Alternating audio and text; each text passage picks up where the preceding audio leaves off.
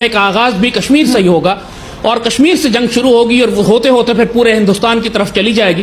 آج کے دور میں بھی جتنے صاحب نظر صاحب بصیرت بزرگ ہیں ان سب نے یہی خوشخبری دی ہے. حضرت مقصود الہی نقشبندی ہیں کراچی میں ایک بزرگ ماشاءاللہ, انہوں نے بھی یہی خوشخبری دی ہے کہ جنگ کشمیر سے شروع ہوگی اور پھر وہاں سے پھیلتے پھیلتے یہ پورے ہندوستان کو اللہ تعالیٰ پاکستانی فوجوں کے قبضے میں دے دے گا.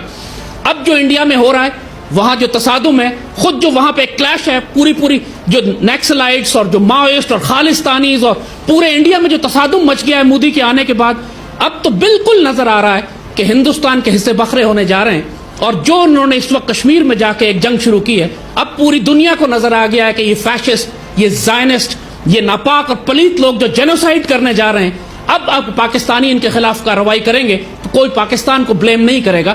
دشمن نے خود قدم اٹھا کر اپنے آپ کو پھندے میں پھنسا لیا ہے, اب ہم نے صرف جوابی کارروائی کرنی ہے.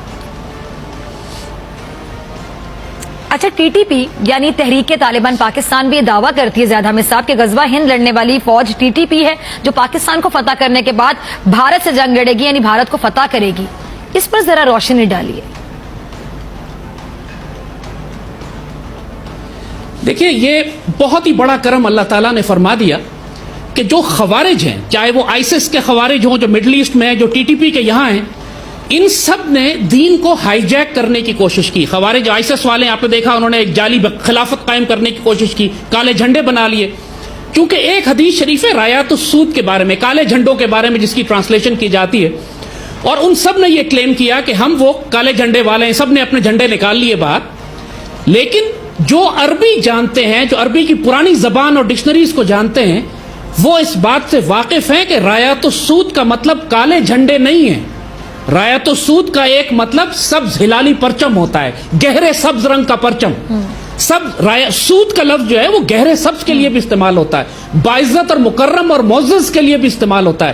یعنی اگر رایات السود کا کوئی صحیح ترجمہ بنتا ہے وہ یہ ہے کہ سبز پرچم جن کو اللہ نے بڑی عزت دی ہے, اور اللہ اکبر, یہ بھی پاک سرزمین ہے, یہ پاکستان جس کا مطلب مدینہ ثانی ہے, اس کے پرچم ہے یہ رایات السود. خوارج نے ہائی جیک کرنے کی کوشش کی کیونکہ ٹی ٹی پی تو ویسے ہی را کی تھی, پاکستان کے خلاف انہوں نے جنگ کرنی تھی, تو اپنے اس حرام کام کو ثابت کرنے کے لیے کہ وہ بڑا نیک کام کر رہے ہیں, انہوں نے اپنے آپ کو غزوہ ہند کا مجاہد کلیم کرنے کی کوشش کی. لیکن اللہ کا فضل و شکر ہے کہ تمام احادیث مبارکہ اور رایات السود کی نشانی یعنی سبز ہلالی پرچم گہرے سبز رنگ کے جن کو اللہ نے عزت دی ہے, یہ پاک سرزمین, یہ پاکستان کا, یہ ہمارا سبز ہلالی پرچم ہے. اس کی بشارت بھی سیدی رسول اللہ نے احادیث شریف میں دی تھی. یقین کریں گے ماشاءاللہ اتنا بڑا نصیب ہے اس پاک سرزمین کا کہ ہمارے سبز ہلالی پرچم کو سیدی رسول اللہ نے اس کی بشارت دی ہے, اس کو مبارک دی ہے, اور ماشاءاللہ یہ ہمارے حوالے کیا گیا. ٹھیک, آپ نے پرچم کی بات کی, مجھے ایک اور جھنڈا یاد آ گیا جی. غزوہ ہند سے متعلق احادیث شریف میں بھی ذکر کیا گیا, جیسے کہ آپ نے بڑا کلیئر کیا. اچھا کہ جو لشکر ہے غزوہ ہند جو لڑے گا وہ کالے جھنڈوں والا ہوگا, یہ ذرا کنفیوژن ہے, یہ بھی ذرا کلیئر کیجیے گا جیسا. اور خراسان وغیرہ کا تذکرہ بھی کیا گیا. اچھا, داعش جس نے مسلمانوں اور انسانوں پر بہت ظلم ڈھائے ہیں وہ بھی کالے جھنڈے استعمال کرتی ہے اور خراسان کو بھی خود سے جوڑتی ہے. کیا یہ بھی ایک طرح کا دعویٰ کرتے ہیں کہ داعش غزوہ ہند لڑے گا؟ اس پہ ذرا روشنی ڈالیے, کنفیوژن ہے بہت بڑی. میں نے یہی آپ کو ابھی سمجھایا نا کہ ان لوگوں نے خراسان کی احادیث کو ہائی جیک کرنے کی کوشش کی.